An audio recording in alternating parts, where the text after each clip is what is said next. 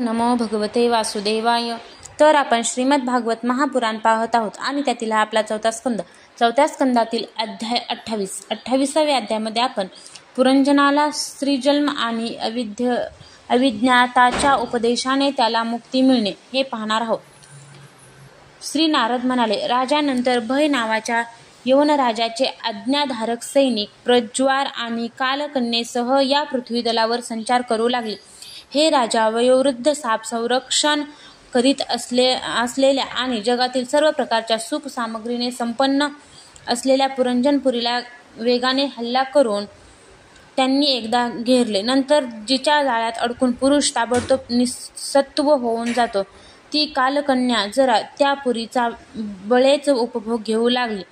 त्यावेळी ते यवनसुद्धा रोग कालकन्येकडून उपभोगल्या जाणाऱ्या त्या पुरीला सर्व बाजूंनी वेढा देऊन निरनिराळ्या दारातून आत घुसून त्या पुरीला विध्वंस करू लागले. ती पुरी अशी पीडित केली जाऊ लागल्याने तिच्या मालकीचा अभिमानी कुटुंबाविषयी ममता बाळगणारा राजा पुरंजन याला सुद्धा निरनिराळे क्लेश सतावू लागले. राजकन्येने आलिंगन दिल्याने त्यांची सर्व संपत्ती गेली आणि विषयासक्त झाल्यामुळे तो अत्यंत दीन झाला. त्याची विवेकशक्ती नाहीशी झाली. गंधर्वांनी आणि यवनांनी जबरदस्तीने त्याचे सर्व ऐश्वर्य लुटून नेले. त्याला दिसले की सर्व नगर छिन्न विछिन्न झाले आहे. मुलगे, नातू, सेवक आणि अमात्यवर्ग प्रतिकूल होऊन आपला अनादर करू लागले आहेत.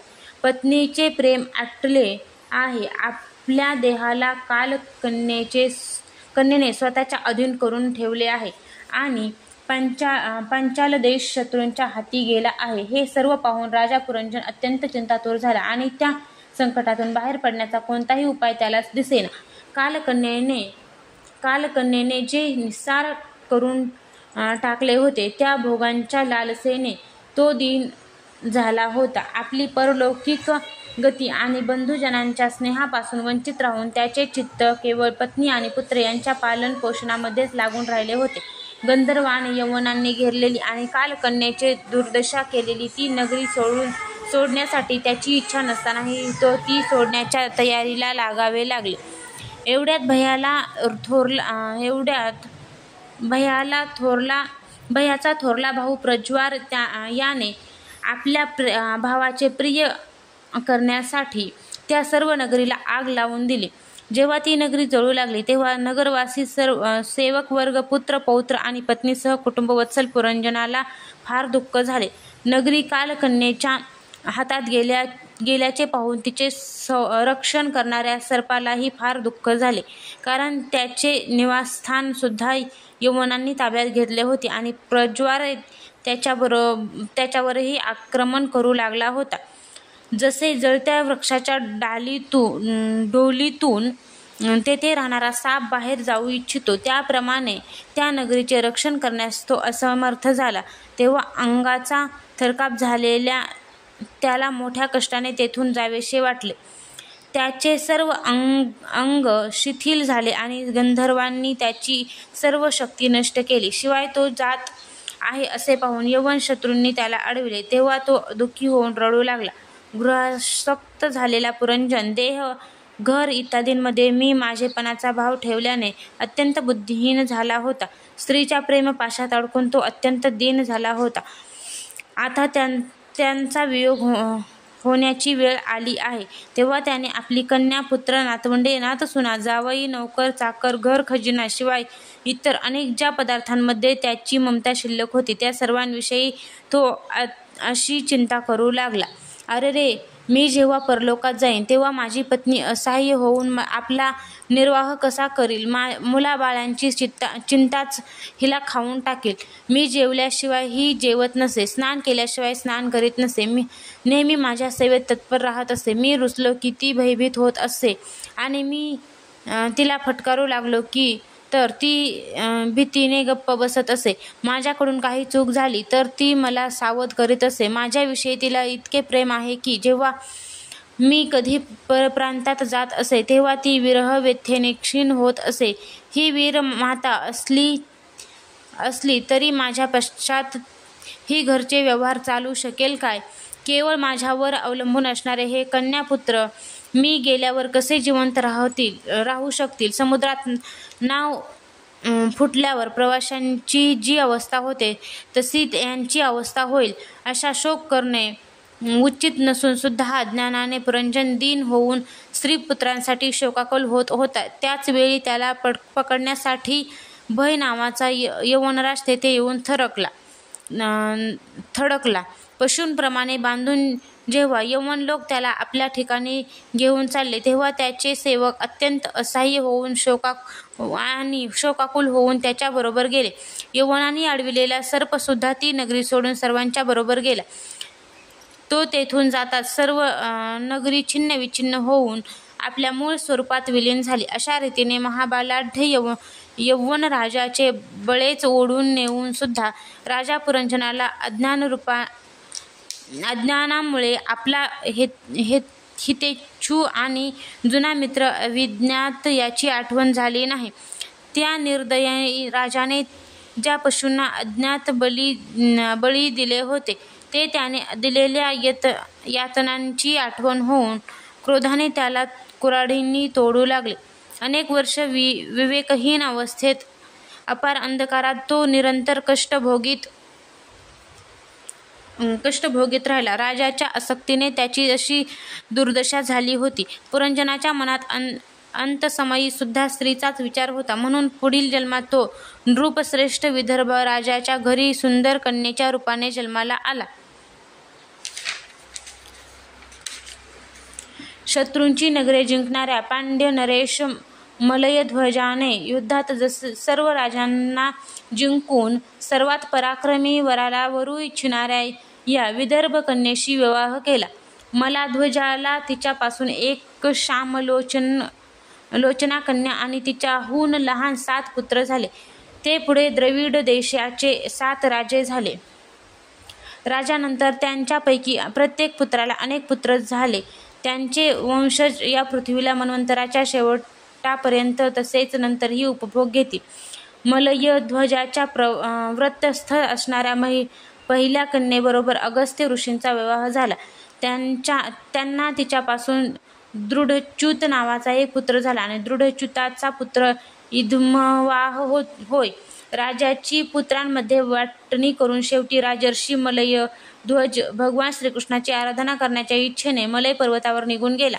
चंद्रिका ज्याप्रमाणे चंद्राच्या पाठोपाठ जाते त्याप्रमाणे मोहक डोळे असलेली वेदर्भी आपले घर, पुत्र आणि सर्व भोगांचा त्याग करून पांड्य नरेशाच्या पाठोपाठ गेली. तेथे चंद्रवसा, ताम्रपर्णी तसेच वटोदका नावाच्या 3 नद्या होत्या. तो दररोज त्या नद्यांच्या पवित्र जलात स्नान करून आपले शरीर आणि अंतःकरण पवित्र करीत असे. तेथे राहून त्यांनी कंदमुळे, बी, मुळे, फळे, फुले, पाने, गवत आणि पाण्यावरच निर्वाह करीत कडक तप केले. त्यामुळे हळूहळू त्यांचे शरीर फारच कृश झाले. मलध्वजाने सगळीकडे समदृष्टी ठेवून थंडी, ऊन, पाऊस, वारा, तहान, भूक, प्रिय अप्रिय, सुख दुःख इत्यादी सर्व द्वंद्वावर विजय मिळविला. तप आणि उपासना करून वासना नाहीशा केल्या. तसेच यम नियमांचे पालन करून इंद्रिय, प्राण आणि मन यांना वश करून तो आत्म्यामध्ये ब्रह्मभावना करू लागला. अशा प्रकारे 100 दिव्य वर्ष तो एखाद्या खुंटाप्रमाणे निश्चलपणे एकाच ठिकाणी बसून राहिला. भगवान वासुदेवांमध्ये अत्यंतिक प्रेम निर्माण झाल्याने त्याला शरीरादींचे सुद्धा भान राहिले नाही.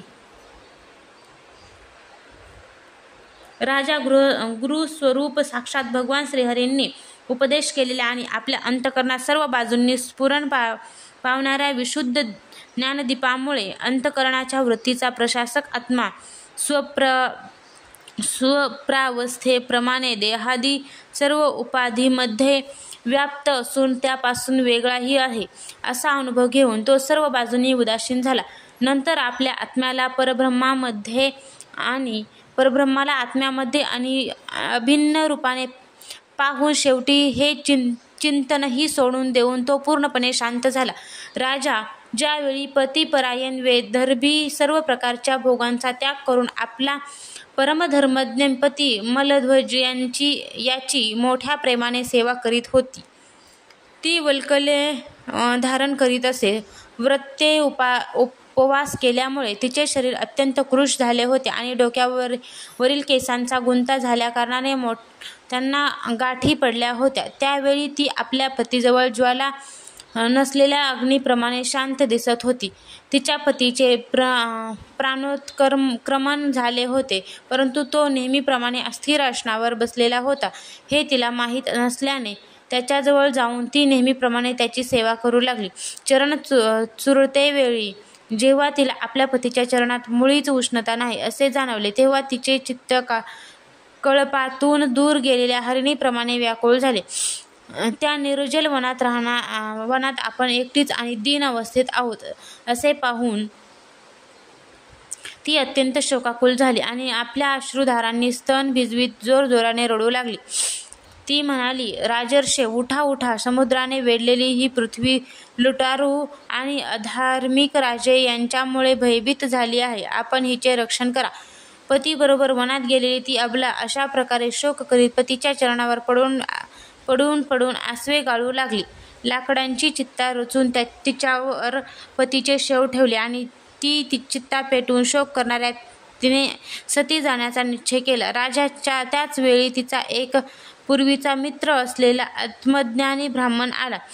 त्या रडत असलेल्या अबलेला मधुर वाणीने समजावीत तो म्हणाला, ब्राह्मण म्हणाला, तू कोण आहेस, कोणाची मुलगी आहेस आणि तू ज्याच्यासाठी शोक करीत आहेस तो हा पडलेला पुरुष कोण आहे? तू मला ओळखत नाहीस काय? तू पूर्वी ज्याच्याबरोबर विहार करीत होतीस तो मी तुझा मित्र आहे. ही स्त्री पूर्वजन्मीचा पुरंजन होती. सखे, कधी काळी तुझा अविज्ञात नावाचा सखा होता. याची तुला आठवण आहे काय? मला सोडून तू पृथ्वीवरील भोगण्यासाठी निवासस्थानाच्या शोधासाठी आला होतास. आर्य, पूर्वी तू आणि मी एकमेकांचे मित्र तसेच मानसरूप निवासी हंस होतो. हजारो वर्षपर्यंत निवासस्थानाशिवायच आपण दोघे राहत होतो. परंतु मित्रा, उपभोगांच्या इच्छेने तू मला सोडून या पृथ्वीवर निघून आलास. येथे फिरत असता तू एका स्त्रीने स्थापन केलेले स्थान पाहिलेस. तिथे 5 बगीचे, 9 दरवाजे, 1 द्वारपाल, 3 तटक, 6 वैश्यकुळे आणि 5 बाजार होते. ते स्थान 5 उपादानकारणांनी बनविले होते आणि त्याची स्वामिनी एक स्त्री होती. महाराज, स्त्रियांचे 5 विषयच त्यांचे 5 बगीचे होते. 9 इंद्रिये, छिद्रे हे 9 दरवाजे होते. तेज, जल, अन्न हे 3 तट होते. मन आणि 5 ज्ञानेंद्रिये ही 6 वैशांमुळे महाभूतेच त्यांचे कधीही क्षीण होणारे उपादान कारण होते आणि बुद्धिशक्ती त्याची स्वामिनी होती. ते असे नगर होते की जेथे प्रवेश केल्यानंतर पुरुष ज्ञानशून्य होऊन आपल्या स्वरूपाला विसरतो.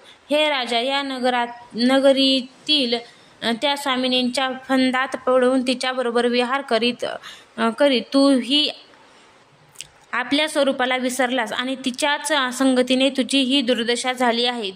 तू या तू या विदर्भ राजाची कन्या नाहीस की? हा वीर मलयध्वज तुझा पती नाही? जिने तुला 9 दाराच्या नगरात बंद केले होते त्या पुरंजनीचा पती सुद्धा तू नाहीस. तू पहिल्या जन्मात आपल्याला पुरुष समजत होतास आणि आता सती स्त्री मानतोस. ही सर्व मी पसरलेली मायाच आहे. वास्तविक तू पुरुष नाहीस की स्त्री नाहीस. आपण दोघे तर हंस आहोत. आपले जे वास्तविक स्वरूप आहे त्याचा अनुभव घे. मित्रा, जो मी ईश्वर आहे तोच तू जीव आहेस. तू माझ्यापासून वेगळा नाहीस. तूच मी आहे असे तू जाण. ज्ञानी पुरुष आपल्या दोघात किंचितसेही अंतर मानित नाहीत. जसे एक पुरुष आपल्या शरीराचे प्रतिबिंब आरशात आणि दुसऱ्या व्यक्तीच्या डोळ्यातच निरनिराळ्या रूपाने पाहतो, त्याचप्रमाणे एकच आत्मा विद्या आणि अविद्येच्या उपाधीच्या भेदामुळे स्वतःला ईश्वर आणि जीव अशा दोन प्रकारात पाहतो. अशा प्रकारे जेव्हा